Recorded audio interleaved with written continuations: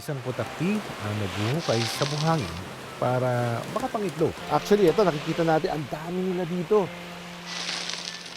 Ang Temple Pit Viper o dupong nagmamasid sa paligid. Naghahanap ito ng punong aakyatin at masisilungan. Karaniwan, makikita natin itong mga vipers sa puno kasi arboreal sila. But oftentimes, kung halimbawa malaglag sila sa puno, ang hirap din makita kagaya nito. Pero may kahati sila sa kanilang napiling lugar. Dahil malapit ito sa kabahayan at kapwa hayop. Ang Mount Candalaga. Sa loob ng isang siglo, nananatiling buhay ang kanilang old-growth trees o primary forest.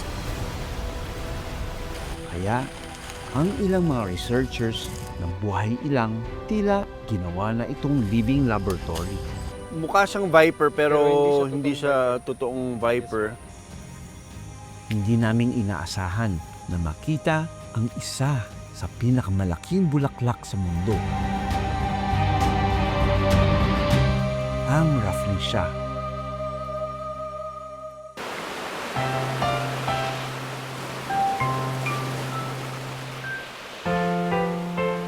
Dalawang magkaibang buhay ilan. Pero may iisang pakay sa araw na ito ang makahanap ng matitirhan. Isang putakti ang naghuhukay sa buhangin para makapangitlog. Siguro, kiniklaim niya as territory itong butas na ito. Habang ang dupong o viper naman, tila gusto nang magpahinga. Naka-blend in siya dito. Halos mahirap ma-distinguish. Ang dali niya mag-blend doon sa paligid. Oh. Kasi halos kakulay niya yung dahon. Pero may kahati sila sa kanilang napiling lugar. Dahil malapit ito sa kabahayan at kapwa hayop.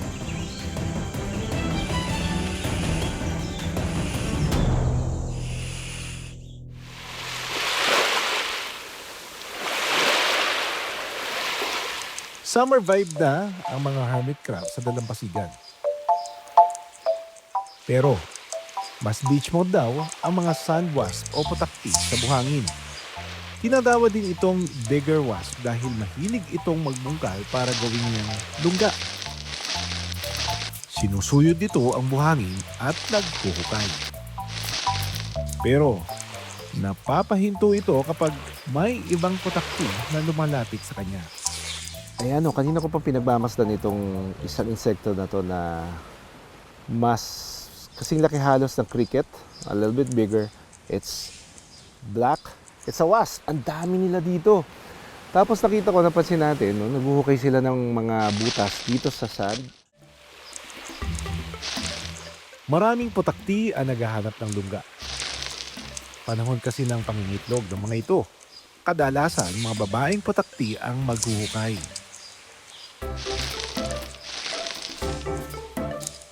Ginagamit nila ang kanilang mga harap na paa at bibig para hakutin ang mga buhangin. Ayun, no. Kanina ko pa ito nakikita na nilalabas niya yung mga buhangin. Doon sa loob, babalik siya. Tapos, dinidefend din niya doon sa mga kasama niya kasi parang inaano siya eh. Parang inaagawan siya ng butas. Mahigit sa 2 oras na itong huhukayin. At halos 7 hanggang 20 sentimetro naman ang lalim. Ang butas na ito ang magsisilbing imbakan ng pagkain para sa kanyang larvae.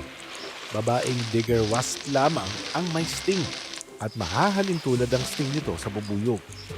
Ang putakti na ito, hindi agresibo. Pera na lang kung nalagay ang kanilang buhay sa alangan. Ito pong digger wasp, hindi po siya kagaya ng other mga bee na nag-sting. So this is a solitary organism. When you say solitary, hindi kagaya ng mga bees na makikita mo sila in packs or in groups. So mag-isa lang sila, so pwedeng mag-isa sila na lumilipad-lipad. And at the same time, sila po ay may sting, pero ang normally nagkakaroon ng sting is yung mga female. Ang kanilang ini-sting lang is yung kanilang mga prey. Generally, they don't attack the humans.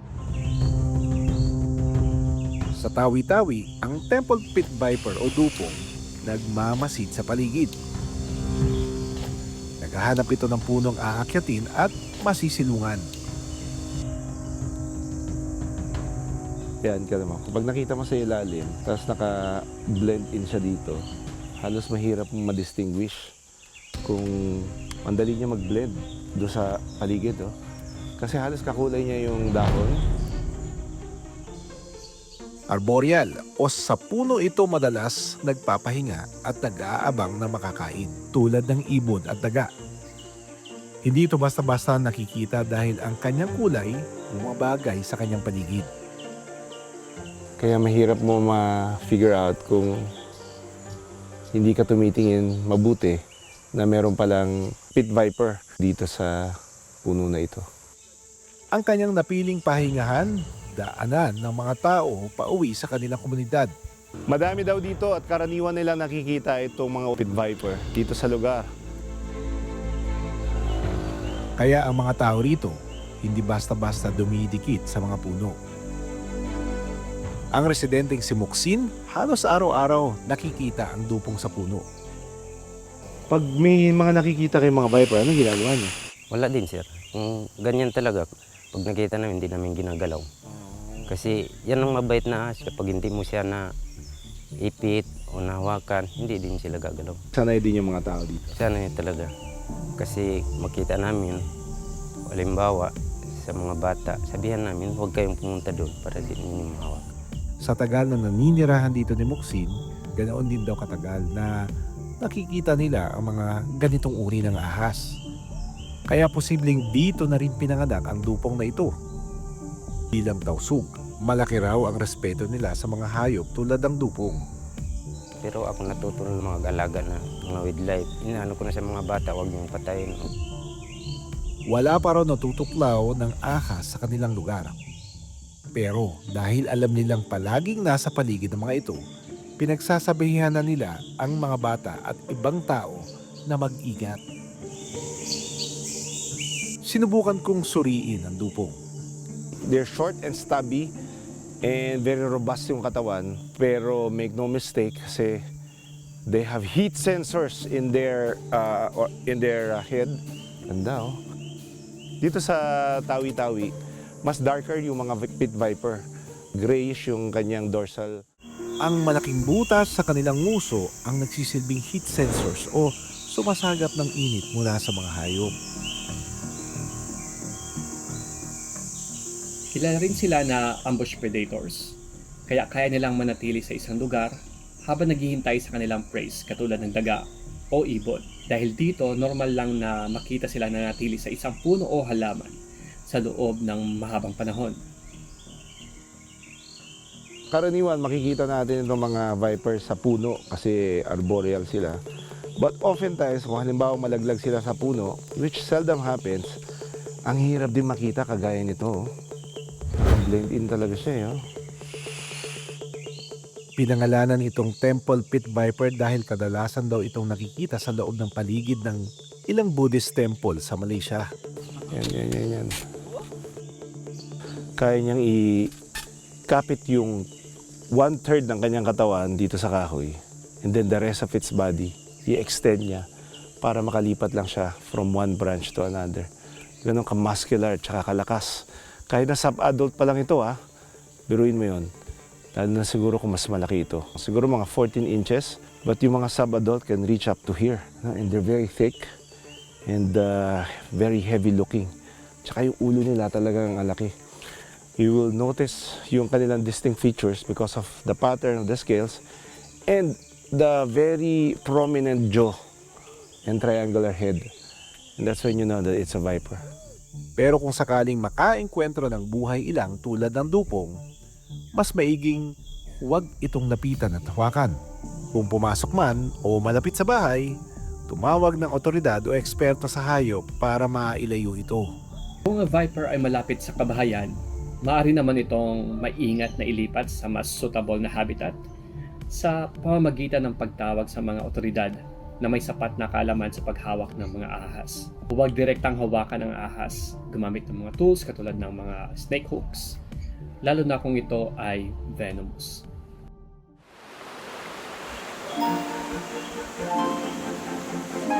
Dalawang magkaibang buhay ilang na tila napalapit sa lugar kung saan maraming tao ang dumaraan. Sa ganitong sitwasyon, mahalagang alam natin ang dapat gawin sakaling sila ay madaanan natin.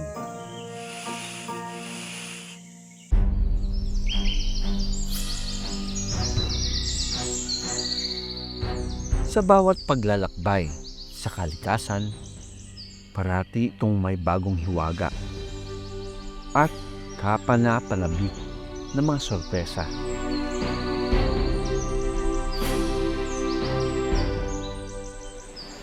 May pinagmamalaking ancient sa binansagang summer capital ng Davao de Oro. Isa sa mga hiwagang ito ang ipinagmamalaking sinaunang gubat, ang Mount Candalaga. Sa loob ng isang siglo, nananatiling buhay ang kanilang old-growth trees o primary forest. Kaya, ang ilang mga researchers ng buhay ilang tila ginawa na itong living laboratory. Malapit na tayo. Ang swerte natin. And meron tayong first timer na makakita ng Rafflesia dito. Ganda. Ganyan na ba ang kulay niya talaga? I'm so amazed about the patterns of this bent-toed gecko.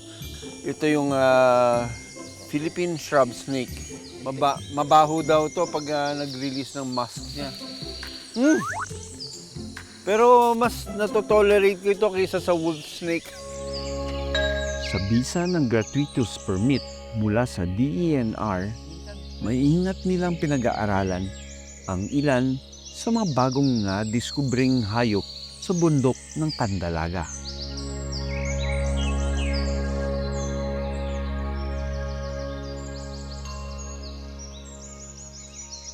Sa pag-akyat namin sa Mount Candalaga, kita agad ang kaibahan nito sa mga gubat na kadalasang naakyat ng tao.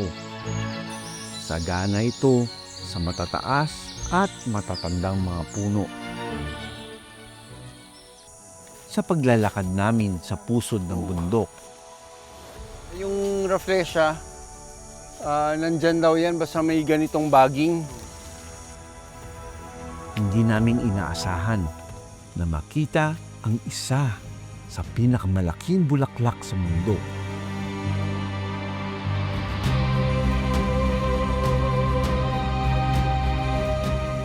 Ang Rafflesia.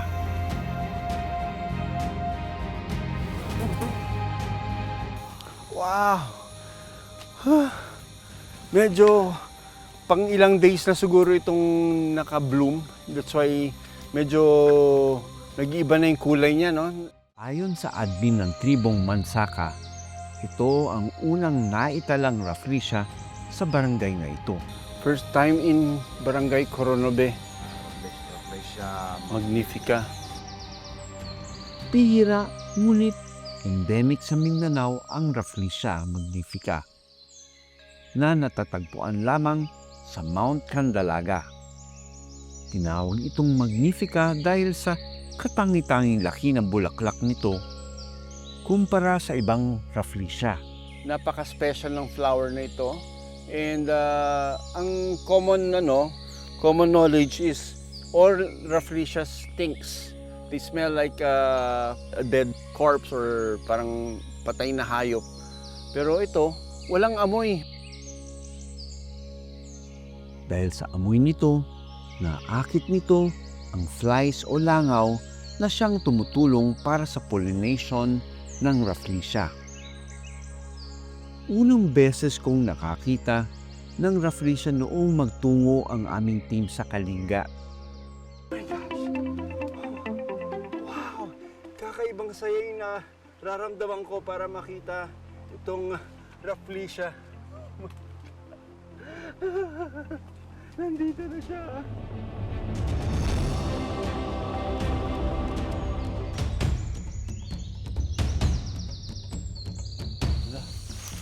Isa si Deo sa grupo ng mga biologist na nag-e-explore ng bundok ng Candalaga.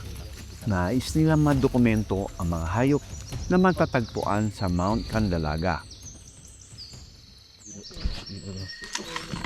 Isa ang herping sa ginawa nila para matukoy at mapag-aralan ang mga hayop na nocturnal o sa gabi aktibo. Mukha siyang viper pero hindi siya totoong viper. Ibang family po siya. Sa ulo, no? Ganyan kasi yung ulo ng viper, ano? Medyo malaki yung panga dito. And ngayon lang ako nakita ng ganito. So ang ahas po na ito ay mildly venomous po sila. Nung nakita nyo ito, may kasamang gecko. Nagkataon lang ba na gano'n? Kasi parang sobrang liit naman ito para i-predate niya yung ano. Nagkataon lang po talaga na nakacamouflage po yung bentowed gecko. Mas malaki siya sa normal gecko pero mas maliit siya konti sa Tokai gecko, no? Parang camouflage talaga, oh. Tinawag itong bent-toed gecko dahil nakabaluktot at may mistulang suction cup ang paa nito. Ginagamit nila ito para mas maging makapit ang kanilang nilalakaran. Sa gabi rin mas aktibo ang mga gecko. Bilang reptile, paraan nila ito para maiwasan ang init at mabawasan ang pagkaubos ng natural nitong tubig sa katawan.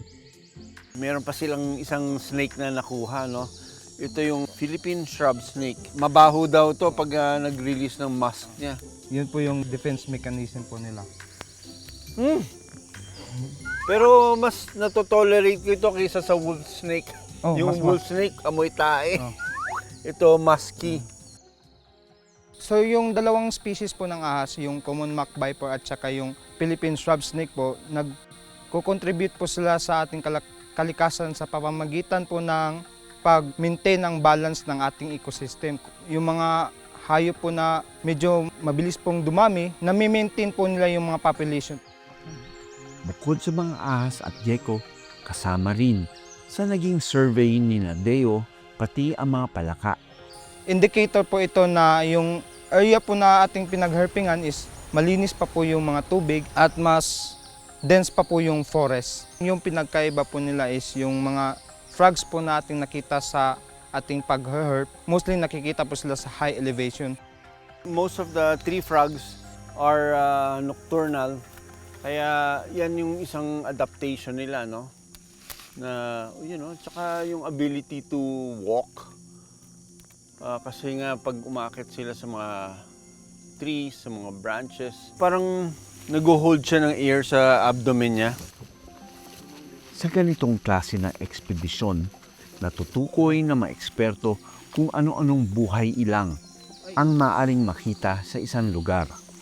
Natututunan at naitatala rin nila ang itsura, sukat at behavior o kilos sa mga hayop na kanilang nakikita. Do not do this without permit, without expertise. Dahil unang-una, bawal yan. Tapos pwedeng makatagpo kayo ng venomous. Kaya leave this to the experts. At after this, papakawalan din natin sila. No? Pero very unique. Ako, ilang beses na tayo nag-herping. Pero first time ko makita yung mga dinala nilang mga specimens. Samantala, ang camera traps na aming inilagay sa palibot ng Mount Candelaga, nakunan ang Philippine forest rat na paikot-ikot at tila naghahanap ng pagkain. Nahagip din nito ang dumaan na feral cat o pusa na gumagala sa wild. Bit-bit ang hunting instinct nito at pwedeng maging banta sa bilang ng iba't ibang maliliit na hayop sa wild. Sa dami ng mga hayop na aming nakunan, patunay ito na mataas ang kanilang bilang kapag may maayos na gubat na matitirahan. Sa Pilipinas, nasa 7.22 million hectares na lang ang forest cover o 24.07% na lang ng landmass ng bansa ayon sa datos ng Philippine Forestry Statistics noong 2022.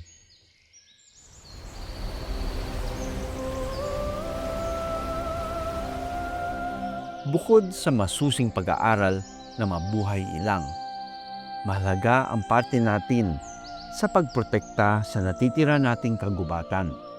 Sa ganitong paraan, mas marami pa tayong madidiskubre at mapoprotektahang mga kakaibang buhay ilang. Ako si Doc Nielsen Donato, Ako si Doc Ferds Resio. born to be wild.